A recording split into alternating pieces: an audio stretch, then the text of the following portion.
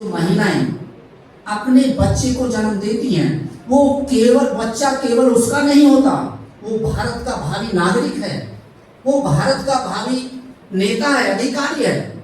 और आप उसको इतनी आसानी से बोल देते हैं कि ये एक्सीडेंट है और उसे उसके कार्य दिवस से मुक्त कर दिया जाता है। तो मेरा निवेदन है कि जो महिलाएं कामकाजी हैं उन महिलाओं को वैतनिक छुट्टी दी जाए और 3 महीने के लिए उन्हें छुट्टी दे जाने लगी। जो आज हमारे बीच में हमारी उपासिकाएं बैठी हैं, आप इनसे पूछिए, आप भी जानिए कि ये इस प्रकार से ये सुविधाएं सिर्फ दलितों की महिलाओं को मिली। क्यों साथियों? ये जो प्रसूति महिला प्रसूति सुविधा मिली, 3 महीने की अवैतनिक छुट्टी, आज शायद कुछ और चेंजिंग आया है, ये सिर्फ 6 महीने की कर दिया। ये सिर्फ दलितों की महिलाओं के लिए है, क्या भारत की सभी महिलाओं के लिए नहीं है? तो फिर बाबा साहब केवल दलितों के मसीहा कैसे हुए? हमें इस पर चिंतन मनन करना चाहिए। आगे बाबा साहब 1917 में एक दूसरा बिल पास करवाते हैं, पेश करते हैं, और वो बिल है, वहां पर उसमें भी एक किताब लिखी जाती है, small holding of India and remedies of India and remedies. उसमें बाबा साहब लिखते हैं कि भारत की अर्थव्यवस्था को अगर आगे बढ़ाना है, अगर ऊंचे लेवल पर लाना है, भारत को समृद्ध देश बनाना है, तो भारत की कृषि को जो बिखरी पड़ी है, टुकड़ों में है, उसे इकट्ठा करना पड़ेगा। भारत की किसानी को, भारत की कृषि को उसे इकट्ठा करना पड़ेगा। और जब बाबा साहब ने ये प्रस्ताव रखा तो 1927 में चकबंदी बिल पास हुआ। ये ब्रिटिश सरकार की बात है। बाबा साहब किससे लड़ रहे हैं? अंग्रेजों से। यानी बाबा साहब ने, आप देखिए, भारत में ब्रिटिश सरकार और इस देश के अपने आप को महानतम व्यक्ति कहने वाले, वो उस ब्रिटिश सरकार की चापलूसी करते थे, उनके तलवे चाटते थे। और बाबा साहब क्या कर रहे हैं? इस देश के प्रत्येक नागरिक के लिए लड़ाई लड़ रहे हैं। और ना सिर्फ लड़ाई लड़ रहे हैं, बाबा साहब ने 1927 में उस बिल को पास कराया। ना सिर्फ पास कराया, उसी वर्ष चकबंदी हुई और बाबा साहब भारत की बिखरी हुई खेती वो एकत्रित हुई। और जहां जहां जिसके खेत थे वो सब 10, मतलब किसी के 5 बीघे जमीन है, 8 बीघे जमीन है, 25 बीघे जमीन है, किसी के 5 बीघे यहाँ, 4 बीघे वहाँ, 2 बीघे में, ऐसे बिक्री हुई थी। चकबंदी के माध्यम से उन किसानों की सारी जमीन एक साथ आ गई। और बाबा साहब की जब किसान की जमीन, तो उसे उसकी गुड़ाई जुताई निराई करने में आसान होगी। और जब ये आसान होगा तो हमारे भारत में अन्न की उपज बढ़ेगी। और जब अन्न की उपज बढ़ेगी तो ये विदेशों को भी उस अन्न को भेजेगा, जिससे विदेशों से पैसा आएगा और ये देश एक संपन्न देश बनेगा। तो साथी बताइए, हम लोगों के पास कितनी जमीन थी हमारे पास जमीन? तो बाबा साहब ने ये चकबंदी बिल जो पास कराया, ये किसके लिए कराया था? दलितों के लिए। दलितों के लिए। हमारे पास तो जमीन थी नहीं, फिर दलितों के लिए कैसे हो गई? इसका मतलब बाबा साहब ने सिर्फ दलितों के लिए कार्य नहीं किया, बाबा साहब ने अपना पूरा जीवन इस देश के प्रत्येक नागरिक को समर्पित किया। और हम कहते हैं कि बाबा साहब दलितों के मसीहा। बड़े अफसोस की बात है, हमें अपने शब्दों में परिवर्तन करना चाहिए। होना चाहिए नहीं? मुझे और बात यही नहीं रुकती। बाबा साहब ने पावर कारपोरेशन, अब चकबंदी हो गई तो किसानों को पानी कहां से मिलेगा? नदी, नहर, तालाब, कुओं से पानी की पूर्ति नहीं हो सकती थी। तो बाबा साहब ने पावर कारपोरेशन का बिल पास कराया। जो आप ये बिजली की रोशनी में बैठे हैं, ये भी बाबा साहेब की देन है। जो आप पंखे की हवा ले रहे हैं, ये भी बाबा साहब की देन है। जो आप एसी की हवा ले रहे हैं, ये भी बाबा साहब की देन है। और हम कहते हैं कि डॉक्टर अंबेडकर दलितों के मसीहा हैं। कैसे दलितों के मसीहा हो सकते हैं? केवल बाबा साहब इस देश के प्रत्येक नागरिक के मसीहा हैं। और अगर मैं कुछ और अन्य बातों पर जाऊं जिनकी आपको जानकारी है, 25 दिसंबर 1927, आप ईमानदारी से बताइए, जो कुशल कार्य बाबा साहब ने किया, क्या उससे पीड़ित सिर्फ दलित थे? 25 दिसंबर 1927 को बाबा साहब ने जो मनुस्मृति जलवाने का काम किया, और मनुस्मृति बाबा साहब ने नहीं जलाई, हम गलत फहमी रहते हैं। बाबा साहब ने जलवाई, और उस जलवाने के समय सहस्त्रबुद्धे नाम का ब्राह्मण वहां उपस्थित था। सहस्त्रबुद्धे ब्राह्मण कौन था? जो महाराष्ट्र में बाल ठाकरे है, बाल ठाकरे का परदादा उस मनुस्मृति जलवाने में उपस्थित थे। बाबा साहब ने तो वो कार्य आगे बढ़ाया। आप सोचिए, मनुस्मृति जली, इस देश में परिवर्तन हुआ। एक समय आया जब परिवर्तन हुआ तो मनुस्मृति सिर्फ इस देश के दलितों पर लागू थी। और दलित भी कौन? पूरा देश जानता है। अखबार में जब दलित के साथ आता, कोई अत्याचार हुआ, किसी बेटी के साथ बलात्कार हुआ, अखबार वाले ने दलित, और पूरा देश की हमारी पहचान जो दलित के नाम पर करता है, सिर्फ चमारों की करता है। जबकि 6743 जातियां हैं, 1156 SC ST की हैं, बाकी शेष बची OBC की हैं। मनुस्मृति तो सब पे लागू थी। हम तो मनुस्मृति से बाहर थे, सही मायने में देखा जाए, क्योंकि मनुस्मृति सूत्रों पर लागू थी, हम सूत्रों से भी बाहर थे। फिर भी बाबा साहब ने उस कार्य को किया, तो उसका लाभ जो मिला केवल दलितों को मिला। उससे पहले बाबा साहब ने 20 मार्च 1927 को महार तालाब पर, डेट आगे पीछे हो सकती है, ध्यान रखें, क्योंकि कुछ लोग बड़े बारीक बैठे रहते हैं, अरे इन्होंने ये डेट गलत बोल दी। यहाँ डेट महत्वपूर्ण नहीं है, यहाँ महत्वपूर्ण है कि वो कार्य किया किस लिए।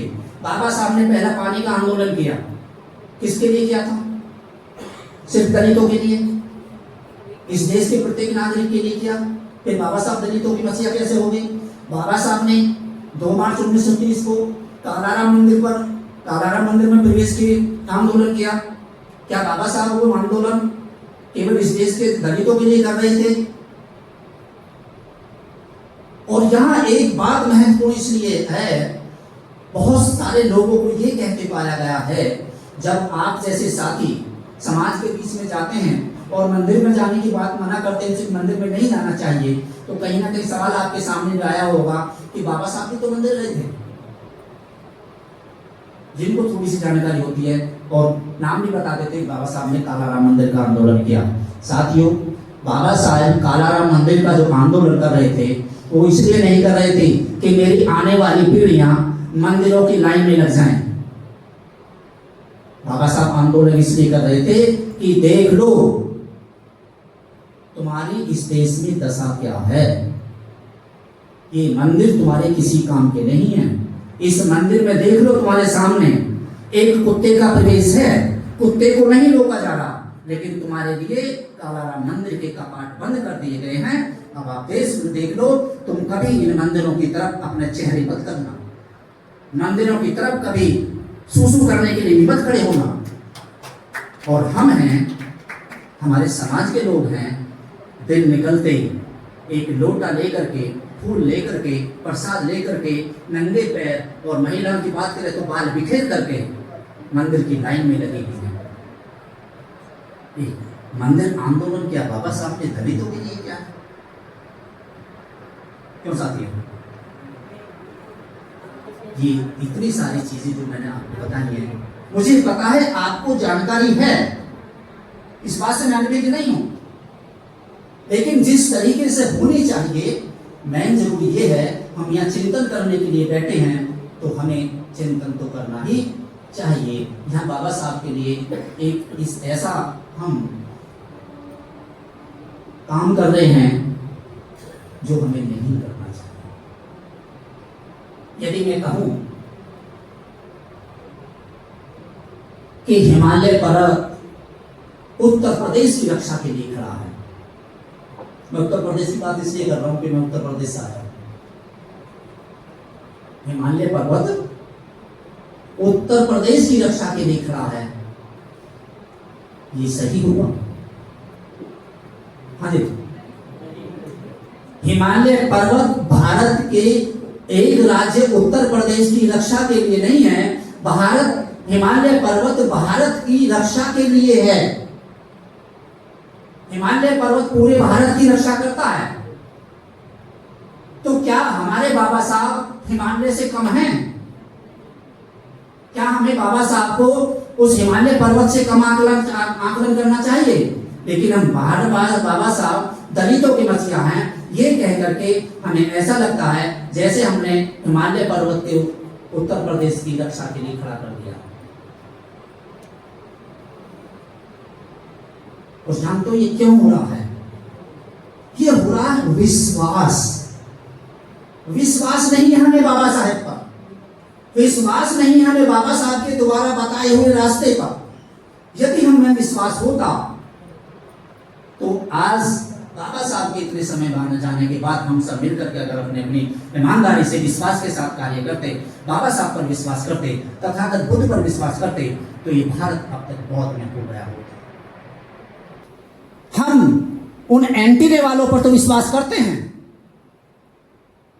जिन्होंने हमारा हमेशा अहित किया, लेकिन बहुत ही सत्य बाबा साहब डॉक्टर भीमराव अंबेडकर या उनके बताए हुए रास्ते पर हमने आज तक विश्वास नहीं किया।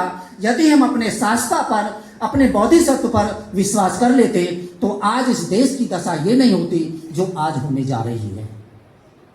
हमें विश्वास करना पड़ेगा, बता देना, हमें विश्वास करना पड़ेगा। विश्वास किया बाबा साहब पर। साहू जी महाराज ने, बाबा साहेब जब अपनी पढ़ाई अधूरी छोड़ करके, क्योंकि बड़ौदा राज्य के महाराजा शाहजहां गायकवाड़ का जो एग्रीमेंट था कि आपको इतने समय के लिए इतना पैसा आपको मिलेगा, लेकिन वहाँ के चालाक लोगों ने जो भी खेल खेला, आपको उसके बारे में जानकारी होगी, मैं ज़्यादा उसमें विस्तार में नहीं जाऊँगा। बाबा साहब पढ़ाई छोड़ करके वापस आए।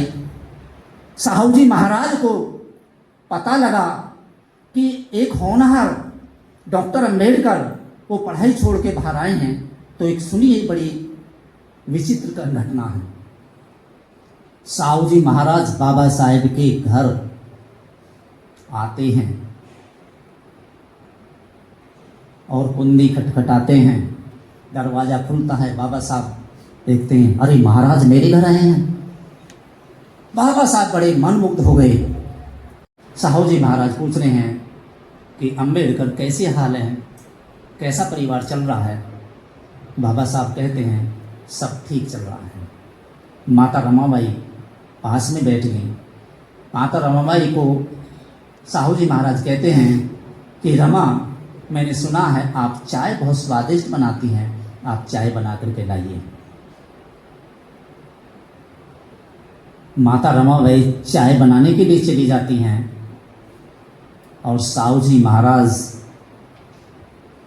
5,000 रुपये निकाल करके बाबा साहेब को देते हैं कि डॉक्टर अंबेडकर आपको अपनी अधूरी पढ़ाई पूरी करनी है। ये साहू जी महाराज का विश्वास है बाबा साहेब के प्रति, क्योंकि उन्हें पता था कि अगर ये डॉक्टर अंबेडकर की पढ़ाई अधूरी रह गई तो इस देश के करोड़ों लोगों का भविष्य खराब हो जाएगा, खत्म हो जाएगा। ऐसे डॉक्टर अंबेडकर को सहारे की जरूरत है। और 5,000 रुपये दे करके चाय पी करके वहां से साहू जी महाराज चले जाते हैं। जानते हो उस समय 5,000 रुपये की कीमत आज क्या है? मुद्रा की कीमत सोने से आंकी जाती है। उस समय 25 रुपये में एक तोले सोना आता था। 5,000 को 25 से डिवाइड करिएगा, कितना सोना आ सकता था? और आज उस सोने की कीमत देखिए लगभग 1 लाख रुपए तोला है।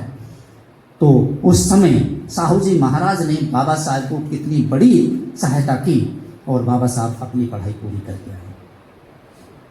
ये विश्वास था बाबा साहब पर साहू जी महाराज का। यहाँ देखिए, एक राजा उनको छात्रवृत्ति देते हैं अपने महल में बुला करके, और एक राजा उनको सहयोग देते हैं उनके घर पर आकर के। दोनों का सहयोग सराहनीय है। मैं ये नहीं कह रहा कि उन्होंने छात्रवृत्ति दी, लेकिन वो बिना किसी एग्रीमेंट के छात्र वो सहयोग करते हैं। उन्होंने जैसा भी उस समय का नियम रहा होगा बाबा साहब से अनुबंध किया और छात्रवृत्ति दी। इन दोनों राजाओं ने बाबा साहब पर विश्वास किया, लेकिन हमने बाबा साहब पर विश्वास ना आज किया ना पहले किया, और मुझे नहीं लगता कि हम भविष्य में भी कर पाएंगे। विश्वास होना जरूरी है। यदि विश्वास नहीं है, यदि आप पर आपके बेटे का विश्वास नहीं है, यदि आप पर आपकी बेटी का विश्वास नहीं है, यदि आप पर आपकी बहन का, आपकी जीवन संगनी का विश्वास नहीं है, तो आप समझ लीजिए आप घर में एक कूड़े के ढेर के समान हैं। इसलिए प्रत्येक व्यक्ति को विश्वास पात्र बनना ही चाहिए। यदि आप अपने परिवार में विश्वास पात्र हैं तो आप महापुरुषों के प्रति विश्वास पात्र रहेंगे, और यदि आप महापुरुषों के प्रति विश्वास पात्र रहेंगे तो आप समाज के प्रति भी विश्वास पात्र रहेंगे, और यदि आप समाज के प्रति विश्वास पात्र बनेंगे तो ये देश आप पर विश्वास करेगा।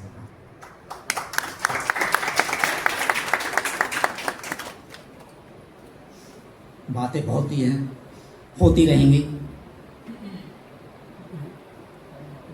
अंतिम अपनी बात खत्म करने से पहले मैं 5 मिनट का समय ले सकता हूं सर? जी 5 मिनट का।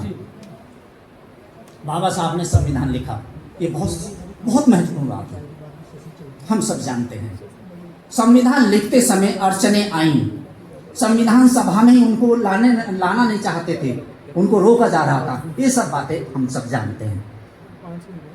लेकिन जब संविधान सभा में बाबा साहब आ गए, संविधान सभा में बाबा साहब अभी नहीं आए, और यहाँ रोजनवेल्ट नाम के एक व्यक्ति जिन्होंने दुनिया के 6 देशों का संविधान लिखा, दुनिया के 6 देशों का संविधान लिखा, तो उस समय के प्रधानमंत्री पंडित जवाहरलाल नेहरू एक पत्र लिखते हैं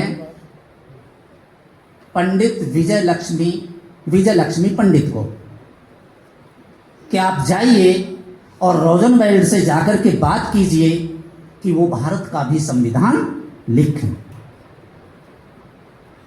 हालांकि मेरे कुछ साथी, मैंने सुना है, उनकी मिस्टेक है या अनजाने हैं, वो नेल्सन मंडेला को कहते हैं कि नेल्सन मंडेला को संविधान लिखने के लिए प्रस्ताव भेजा था। ये मैं इसलिए मैंने नाम बताया है कि जब संविधान लिखने के लिए भेजा, ये सॉरी मैं क्षमा चाहूंगा, आइबरजेनिक नाम है उनका, आइबरजेनिक। आइबरजेनिक 6 देशों का संविधान लिखते हैं। पंडित जवाहरलाल नेहरू विजय लक्ष्मी पंडित, जो उनकी बहन भी थी, पत्र लिखते हैं कि जाइए और आइबरजेनिक से बात कीजिए और वो भारत का संविधान लिखने के लिए उन्हें तैयार कीजिए, राजी कीजिए। विजय लक्ष्मी पंडित खुद जाकर के आइबरजेनिक से जाकर के मिलती हैं और कहती हैं कि हमारे देश के प्रधानमंत्री पंडित जवाहरलाल नेहरू ने कहा है कि आपने 6 देशों का संविधान लिखा है, तो आप भारत का भी संविधान लिखें। आपसे अच्छा भारत का संविधान कोई नहीं लिख सकता। इस बात को लेकर के वो विद्वान मुस्कुराते हैं और कहते हैं कि आप भारत से चल करके मेरे पास इसलिए आए हैं कि मैं भारत जैसे विशाल देश का संविधान लिखूं। ये तो बड़े शर्म की बात है। आपके देश में ही एक विद्वान है जो उससे बेहतर भारत का संविधान कोई लिख नहीं पाएगा। मैंने 6 देशों का जो संविधान लिखा है, समय समय पर आपके देश के उस विद्वान से परामर्श लेकर के लिखा है। आप सोचिए, हम भारत के निर्माता की बात कर रहे हैं और बाबा साहब का सहयोग उन 6 देशों के संविधान लिखने पर भी था कि मैंने उस विद्वान से संविधान 6 देशों का संविधान लिखते हुए समय समय पर उनसे परामर्श किया है। और आप मुझसे संविधान लिखवाना चाहते हैं तो विजय लक्ष्मी पंडित कहते हैं कि वो विद्वान कौन है। ये हमारे लिए बड़े गर्व की बात है। वो विद्वान कहते हैं कि वो विद्वान है डॉक्टर भीमराव अंबेडकर, जो संविधान का सह नहीं जानते।